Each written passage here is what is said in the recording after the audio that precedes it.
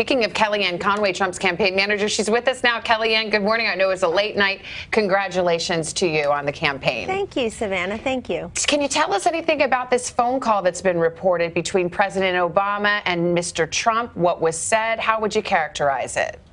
Well, it was a very warm conversation, and we were happy to receive the call from the president, and they had a great thorough conversation about Mr. Trump's victory. He was congratulated, and I think they resolved to work together, which is exactly what this country needs to get the current president and the president-elect and others who are in leadership positions to help unify and heal the country. We expect that the two gentlemen will be meeting soon. Kellyanne, I have to ask you a question. For months and months now, Donald Trump has been saying that the election is rigged. Would President-elect Trump now agree that the election is not, was not, and never was rigged? Well, he certainly would say the system is rigged, and it proved last night he's got millions of people who agree with him. And I think, you know, when he says the election is rigged, Matt, what he's really talking about is he couldn't believe that he wasn't winning. He'd look at these polls, he'd hear everybody on TV constantly say he can't win, she's a shoo-in, the path is gone, there's no way. And look what happened yesterday. I mean, I think there's just a frustration for him and for those of us close to him and working for him that you got a lot of people talking to each other and not talking to people. And that's what he was able to do here. He was able to put together a campaign, he and Governor Pence, that talked to people, talked with people and not at people. Can we go back to last night? I know Hillary Clinton placed a call to Mr. Trump. Can you tell us anything about that call?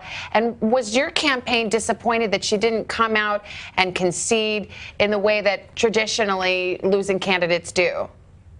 Well, it's not for us to judge her conduct. I would expect, and I've seen reported, Savannah, that Secretary Clinton will come out and address her supporters and the nation indeed today. I don't know if those reports are true. It makes sense to me. But she has to do that on her own comfortable timeline. We had made our way to the hotel to see our supporters, and we intended just to do there what we were doing here all night, which is watch the returns, watch the different states be called, and then eventually a victor, a president of the United States.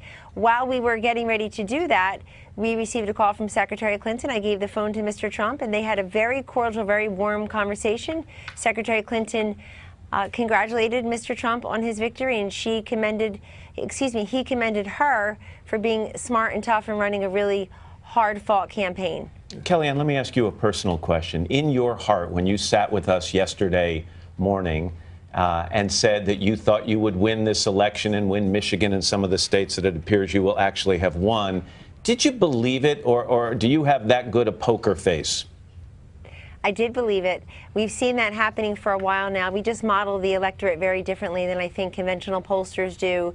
I think that sometimes there are conclusions in search of evidence, and if everybody around you is saying the same thing, then you convince yourself that it must be true.